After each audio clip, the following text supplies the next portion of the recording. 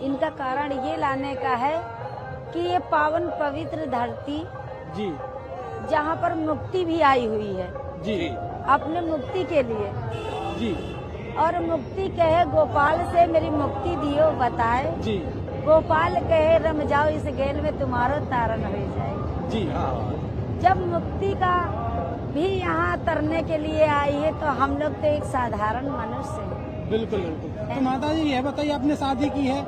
नहीं, तो आप कितने वर्ष के हैं? ये भी मुझे नहीं पता। ये भी नहीं पता। तो आपको शादी करनी ही नहीं है, आगे चल के करेंगे? ये भी नहीं पता। ये भी नहीं पता, बस अभी भक्ति में है, अभी भक्ति में ही लगी हुई है। ये भी काना ही जाने। अच्छा भैया ये बताओ, आपके जो लड्डू गोपाल जी हैं, इनको आपने प्यार से कोई तो नाम दिया होगा जरूर?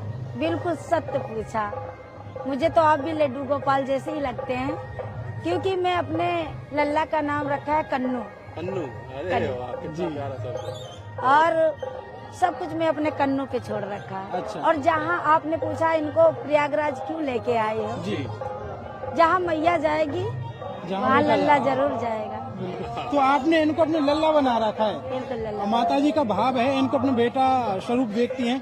तो माता जी ये बताइए कि घर का त्याग किया हुआ है या गृहस्थ में ही अभी? नहीं, मैं घर का त्याग भी किया है और नहीं किया है। इसके दो कारण बताती हूँ।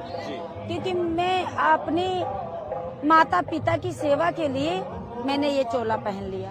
अच्छा। हाँ, मैंने जब एक जगह में कथा का प्रचार करने गई, जी कथा कहने के लिए तो नहीं कह सकती क्योंकि मैं बड़ी वक्ता नहीं हूँ, जी भक्ति का प्रचार करने के लिए गई, तो वहाँ मैंने देखा कि जितनी मैया आती थी तो यही कहती थी मैं अपने बहुओं से दुखी हूँ। जी हे बेटी मुझे ऐसा कोई मार्ग बता, क्योंकि मेरा बेटा वृद्धाश्रम में न मुझे छोड़े। मेरा दिल भरा है जी कि ऐसे लाला क्यों नहीं हो रहे हैं। जब ऐसे लाला नहीं तो मैं ऐसे पति को क्या करूंगी। पति तो मेरा प्रेम करेगा, लेकिन मेरा लल्ला ही जब ऐसा करेगा मेरे साथ तो मेरे दिल पे क्या बीतेगी। जी बस उसी दिन से मैंने त्याग दिया क्या शादी, क्योंकि मेरा लल्ला सही होगा तो मेरी बहुएं वैसी आएंगी। जी बताया गया नारी दो प्रकार की, एक सुलक्षणा एक कुलक्षणा। जी मैं आपकी कथा से कहना चाहती हूँ और उन स्त्रियों को भी बताना चाहती हूँ कि जो सुलक्षणा आती है, घर में बेटी पैदा हो जाए, जन्म ले ले तो उसको लक्ष्मी कहा जाता है। जी बहू आ जाए उसे लक्ष्मी कहा जाता है। जी और जो कुलक्षणा आ जाए तो उस घर में नर्क हो जाता है। जिस घर में कुलक्षणा हो जाए, भाई भाई में झगड़ा हो जाता है, जी बहन बहन में झगड़ा हो जाता है, चूल्हा अलग हो जाता है। जी तो मैं कुलक्षणों के लिए एक श्लोक बनाया है, आपका यह आदेश हो तो हाँ जरूर। बिल्कुल बिल्कुल। कहते वशीकरण का मंत्र सीख नारी नैहर से आती है।